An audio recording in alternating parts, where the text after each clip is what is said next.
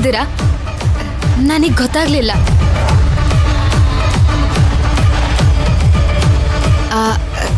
ಅದು ನಾನು ಮಾತ್ರೆ ತಗೊಳ್ಳೋದಕ್ಕೆ ನೀರು ತಗೊಂಡು ಹೋಗೋಣ ಅಂತ ಬಂದೆ. ನೀರು ಡೈನಿಂಗ್ ಟೇಬಲ್ ಮೇಲಿದೆ, ತಗೊಂಡು ಹೋಗ್ತಾ ಇರು.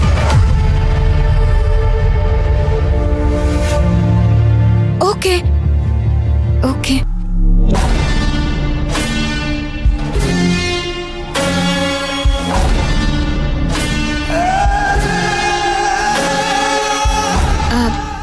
ನಾನೇ ನಿಮ್ಮ ಮಾತುಗಳನ್ನ ಕೇಳಿಸ್ಕೊಂಡಿಲ್ಲಪ್ಪ. ನೀವುಗಳು ನಿಮ್ಮ ಮೀಟಿಂಗ್ನ ಮುಂದುವರಿಸ್ಕೊಳ್ಬೋದು.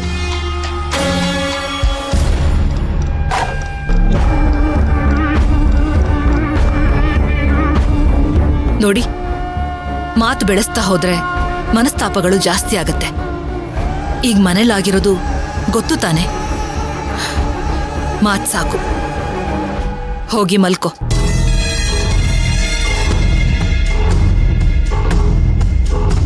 ಏನಕ್ಕ ನೀನು ಇಷ್ಟೆಲ್ಲ ಆದ್ರೂ ನೀನು ನನ್ನ ಸೊಸೆ ಪರವಾಗಿನೇ ಮಾತಾಡ್ತಿದೀಯಲ್ಲ?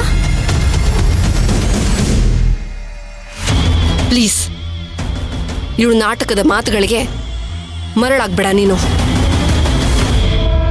ದಮಯಂತಿ, ನೀನ್ ಸುಮ್ಮನೆ ಇದ್ದಷ್ಟು ನಿನಗೆ ಒಳ್ಳೇದು. ನೀನು ಭಕ್ತಿನ ದೂಷಿಸಿದ ತಕ್ಷಣ ನಂಬೋಳು ನಾನಲ್ಲ. ಅಂದ್ರೆ ಅವಳಿಗಿಂತ ನಾನು ಜಾಸ್ತಿ ಮಾತಾಡ್ಬೇಡ.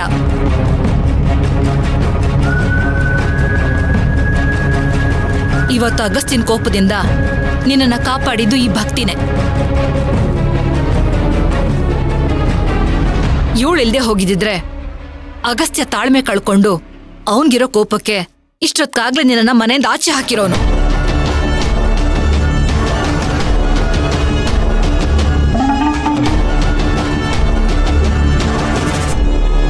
ನೀನು ನನ್ನ ಸೊಸೆಗೆ ಕೃತಜ್ಞತಳಾಗಿರ್ಬೇಕು ಅನ್ನೋದು ನೆನಪಿರ್ಲಿ.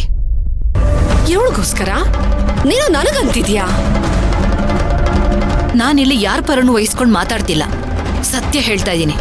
ಅರ್ಗಿಸ್ಕೋ, ನಿನಗೆ ಒಳ್ಳೇದು. ನನ್ನ ಅಕ್ಕ, ನನ್ನ ಮಗ ಅಗಸ್ತಿನ ನನ್ನಿಂದ ದೂರ ಮಾಡೋದಕ್ಕೆ ಅದೆಷ್ಟು ದಿನದಿಂದ ಹೊಂಚಾಕಿದ್ದೆ ನೀನು, ಮನೆ ಹಾಳಿ. ದಮಯಂತಿ, ಈಗ ನೀನು ಇಲ್ಲಿಂದ ಹೋಗ್ಲಿಲ್ಲ ಅಂದ್ರೆ ನನ್ನ ಕೋಪನ ನೋಡ್ಬೇಕಾಗತ್ತೆ.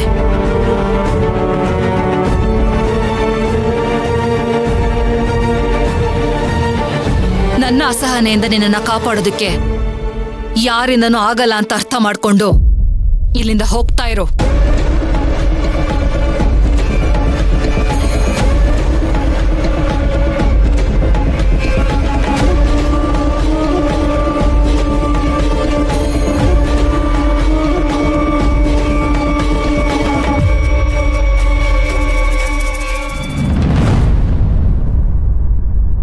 ಜೀವನದಲ್ಲಿ ನಾವ್ ಯಾರನ್ನ ಜಾಸ್ತಿ ನಂಬಿರ್ತೀವೋ ಅವರೇ ನಮಗ್ ಮೋಸ ಮಾಡೋದಲ್ವಾ?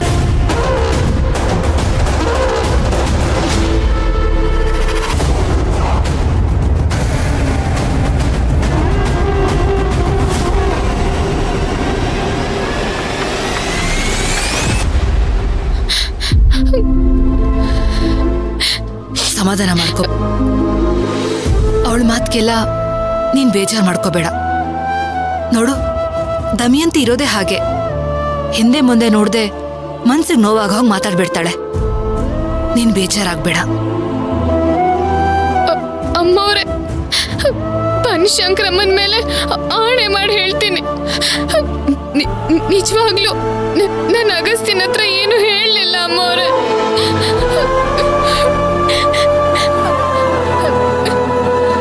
ನನಗೆ ಗೊತ್ತು, ನೀನ್ ಅಳಬೇಡ, ಸಮಾಧಾನ ಮಾಡ್ಕೋ. ಇದನ್ನೆಲ್ಲ ನಾನ್ ಸರಿ ಮಾಡ್ತೀನಿ, ಯೋಚನೆ ಮಾಡ್ಬೇಡ. ಭಕ್ತಿ, ಹೇಳ್ದೆ ಅಲ್ವಾ, ಅಳಬೇಡ.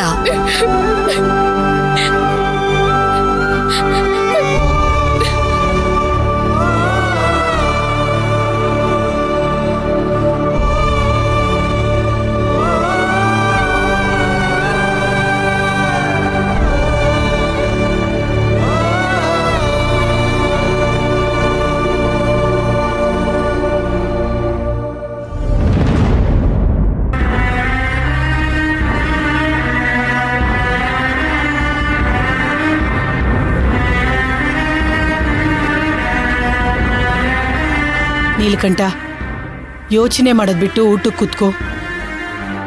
ನಂಗೆ ಊಟ ಮಾಡಕ್ ಮನ್ಸಿಲ್ಲ ಅದಕ್ಕೆ. ಮನಸ್ಸಿಗೆ ನೋವಾದ್ರೆ ದೇಹಕ್ಕೆ ಶಿಕ್ಷೆ ಕೊಡಬಾರ್ದು. ಬಾ ಕೂತ್ಕೋ. ಕೂತ್ಕೋ ಅಂದೆ.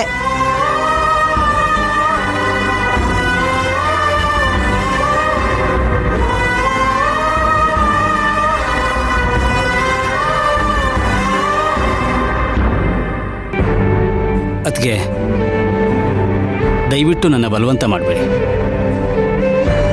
ರೀ, ಆಗಿದ್ನೆಲ್ಲ ಮರ್ತು ಊಟ ಮಾಡಿ. ಹೊಟ್ಟೆಗೆ ಅನ್ನ ಬಿದ್ರೆ ಕೋಪ ತಾಪ ಎಲ್ಲ ತನಗ್ತಾನೇ ತಣ್ಣಗಾಗತ್ತೆ. ರಾಜಿ, ತಂಬಳಿ ಬಡಿಸು. ನನಗೂ ಊಟ ಬೇಡ. ನೀವಿಬ್ರು ಊಟ ಬಿಟ್ಟು ಮಕ್ಳ ತರ ಆಡ್ಬೇಡಿ. ಚಿಕ್ಕತ್ತೆ, ಅವರಿಬ್ರು ಏನಾದ್ರೂ ಮಾಡ್ಕೊಳ್ಳಿ, ಮೊದಲು ನನಗ್ ಬಡಿಸಿ, ಹಶ್ವಾಗಿದೆ. ರಾಜಿ, ಶ್ರೀಕಾಂತಂಗೂ ಬಡಿಸು.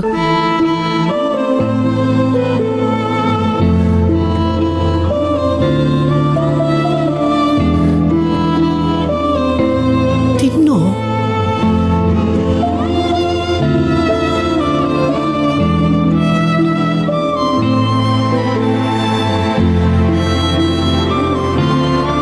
ಆಹಾ, ಚಿಕ್ಕತ್ತೆ, ತಂಬಳಿ ಮಾಡೋದ್ನ ನಿಮ್ಮ ಹತ್ರ ಕಲಿಬೇಕು. ಸಖತ್ತಾಗಿದೆ.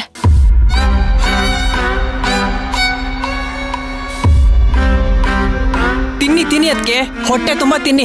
ಹೊಟ್ಟೆಲಿರೋ ಮಗುಗೆ ತುಂಬಾ ಹಸುವಾಗಿರ್ಬೇಕು. ಮಜ್ಜಿಗೆ ಏನಾದ್ರೂ ಮಾಡ್ಕೊಡ್ಲಾ?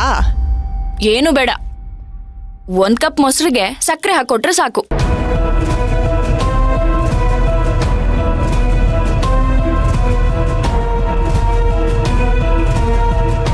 ನನಗೂ ಊಟ ಬೇಡ.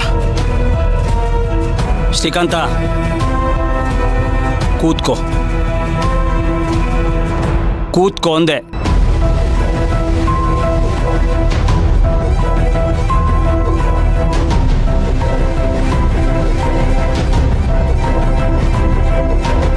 ನೀನು ಆ ಮನೆ ಕೆಲಸಕ್ಕೆ ಹೋಗ್ಬೋದು.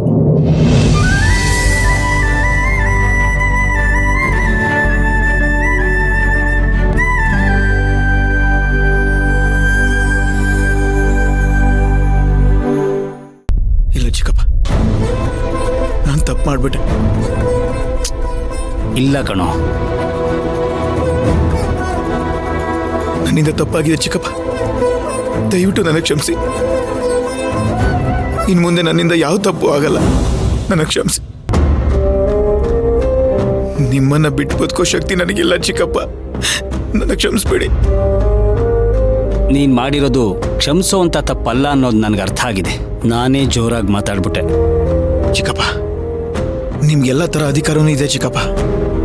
ನೋಡಿ, ನಾನು ಇನ್ಮೇಲಿಂದ ಆ ಮನೆ ಕೆಲ್ಸಕ್ಕೆ ಹೋಗಲ್ಲ.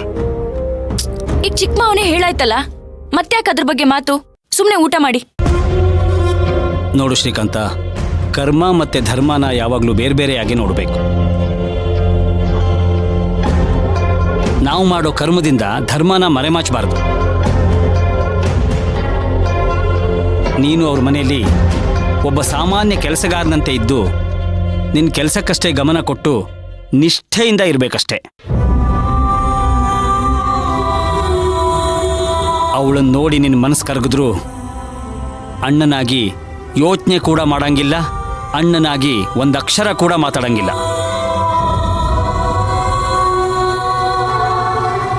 ಸರಿ ಚಿಕ್ಕಪ್ಪ, ಹಾಗೆ ನಡ್ಕೋತೀನಿ. ಪ್ರತಿದಿನ ಸಂಜೆ ನಿನ್ನ ಕೆಲಸ ಮುಗಿಸಿ ಮನೆಗೆ ಬಂದಾಗ ಈ ಮನೆ ಹೊಸಲು ದಾಟೋದ್ರೊಳಗೆ ನೀನು ಶುದ್ಧ ಆಗಿ ಬರಬೇಕು. ಪಾಪ ಪರಿಹಾರ ಮಂತ್ರನ ಹೇಳ್ಕೋಬೇಕು.